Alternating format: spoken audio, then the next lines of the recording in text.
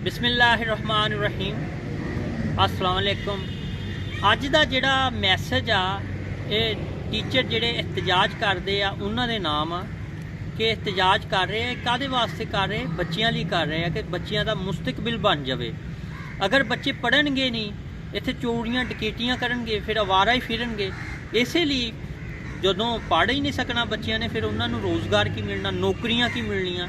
उन्हां दी खातर अपनी यह आवाज़ बुलंद कर रहे ने, लिहाजा असी टीचरां दा साथ देवांगे। हुकूमत नूं भी इस दे मुतलक सोचना चाहिए। कुछ महीने पहले इन्होंने जिहड़ियां फ्री बुकां मिलदियां सी चलो बंद कर दित्तियां, वो इन्होंने बर्दाश्त कर लिया, कोई एहतजाज नहीं किया।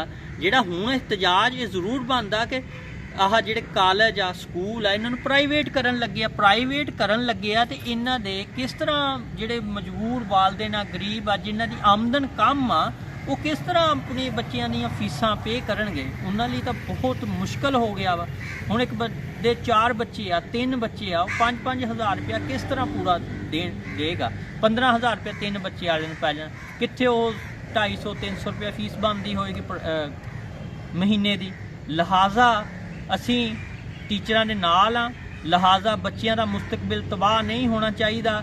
एक स्कूल प्राइवेट नहीं होने चाहिए।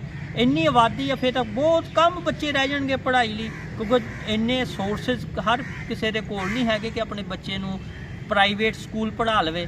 लिहाजा सानू अपने मुल्क के मुतलक सोचना चाहिए। साडे मुल्क का यह सरमाया वा बच्चे, लिहाजा पढ़नगे तो कल उन्होंने मुस्तकबिल बनेगा। इन्हों का मुस्तकबिल बनाने लिए वालदेन कितनी कोशिश करते हैं, दिन रात मेहनत करते साडा बच्चा पढ़ जाए लिख जाए।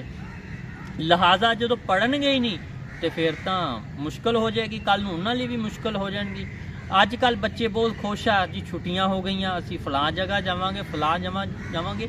बच्चे तो ना समझ छोटे आ, इन्हों हजे नहीं पता कि साडा ये मुस्तकबिल तबाह कर रहे हैं। तबाह किस तरह होएगा? इसी तरह तबाह होएगा, स्कूल प्राइवेट हो जाएंगे, कुछ बच्चे पढ़ने वाले रह जाएंगे, बहुत ज़्यादा हट जाएंगे। तो जो हट जाएंगे तो फिर उन्होंने बहुत मुश्किल होएगा। कल वो जो बड़े होंगे फिर सोचणगे वो साडा तो मुस्तकबिल तबाह हो गया। साडे कोई डिग्री होंगी, असी कोई नौकरी अपलाई करते, किते चले जाते, किते अदारे नाल अटैचमेंट हो जाते, पुलिस चल जाते, किते डॉक्टर बन जाते। देखो ना बच्चे पढ़ते आ तो मुख्तलिफ नौकरियां उन्होंने मिलदियां, डॉक्टर बन जाते, इंजीनियर बन जाते, बिजनेसमैन बन जाते। लिहाजा साडा मुस्तकबिल पाकिस्तान का जिहड़ा ये बच्चे आ सरमाया वा। लिहाजा हुकूमत नूं इन्हां दे बारे च सोचना चाहिए।